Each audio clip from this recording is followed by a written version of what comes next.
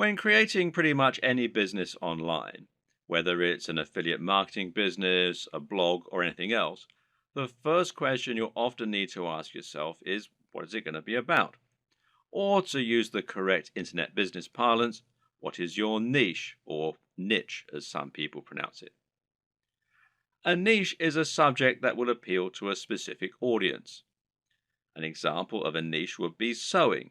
Now, sewing is something that appeals largely to older women, but also a lot of younger women these days who are interested in arts and crafts.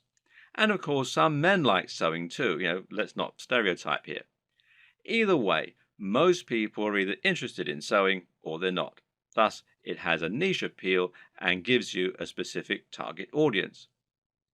You can go even more niche if you like, though, and choose crocheting or bird sewing patterns. But the more niche you go, the more narrow your audience. Another example of a niche is fitness. Now, fitness is a much larger niche because it will appeal to a huge proportion of the population. Nearly everyone will want to get fitter at some point in their lives.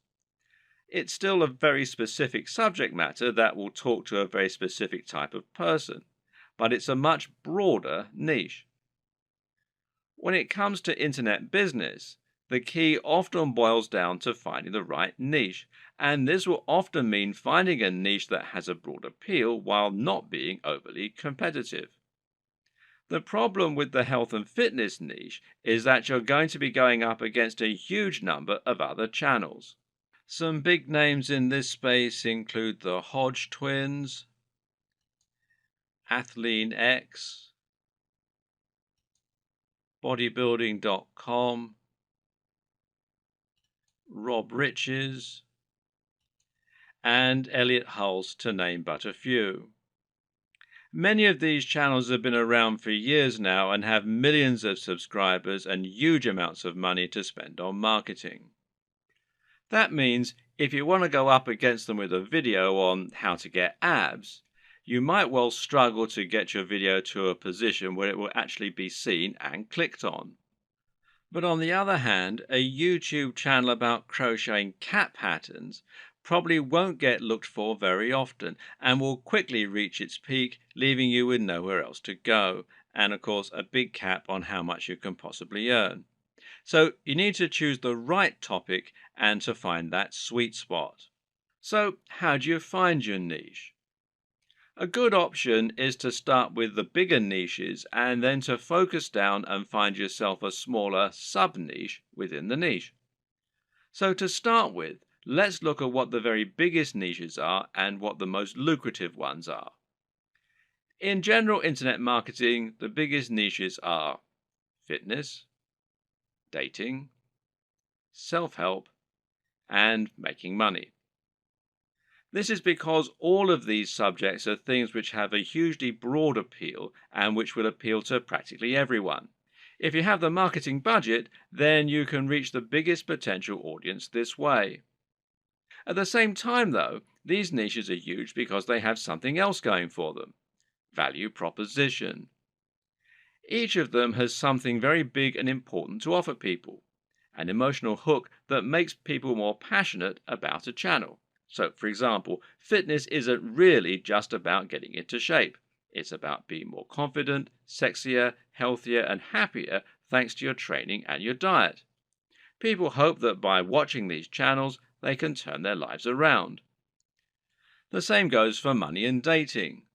These offer complete lifestyle changes. They let people find love or get more sex.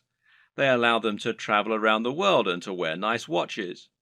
They have a real emotional hook, and this means the products sold in advertising can charge a lot more. People are much more willing to pay for a book that will make them $1 billion than they are to pay for a book that can teach them how to sew. But YouTube is a weird place, and when you look around YouTube, you'll find that these regular rules only partly hold true. But there's actually a lot of other highly successful content there that is just plain inane, to be quite frank. Some of the biggest topics on YouTube outside of those big internet marketing favorites are gaming, makeup tutorials, grooming and style, travel, technology, fails, cats, DIY, comedy, and lifestyle vlogs. That's a much more bizarre selection of niches, and if you look around, you'll find thriving subcultures celebrating all kinds of other unusual things. There are some very popular YouTube channels, for example, that show people how to transform new Transformer toys. The thing to understand about YouTube is that it's much more visual than a blog or a social media channel. And this means any subject matter that is more visual in nature and more dynamic is almost sure to be a success. Cat videos provide immediate laughs, while makeup tutorials show women how to look their most beautiful and have the proof that it works right there on the screen. And people enjoy watching inane things like vlogs about the everyday lives of YouTube stars because, well, believe it or not, it almost feels like company. People enjoy watching the YouTube channels of people who are like the coolest friend that they'd love to hang out with. YouTube is such a direct, personal format that it's a great way to create almost a relationship with your audience and to thereby make a big impact on them. This works even better if you can sell the kind of lifestyle they find desirable and thereby allow them to live vicariously. A lot of people watch the lifestyle vlogs of rich, attractive people because they want to live those kinds of lifestyles themselves, and of course, a lot of it is fabricated. Meanwhile, watching someone else play a video game and providing a commentary can be a way to recreate the feeling of hanging out with your mates while playing GoldenEye on the N64 in your youth. And at the same time, you're getting news and footage of new games that you might be interested in. So, how do you bring all these disparate elements together into something that will really work for you? Well, that's a question only you can answer. But a good way to start is to take a broad niche that has a wide appeal and then focus down. For example, you can go with fitness, but find your own way into the industry by making your channel all about fitness for the over 50s. This is a brilliant way to offer something a bit different and a bit unique, and thereby stand out from the crowd while still having that value proposition and universal appeal. Another thing to always remember is to be true to yourself. Choose the niche you're most comfortable with, and you'll find you have much more to say on the matter. You'll come across as much more passionate and interested in your own topic, and you'll be better able to inspire your audience to listen to you. I can't tell you which niche you need to pick, but using all this information, hopefully you can come up with something that will have a big appeal while also being true to who you are.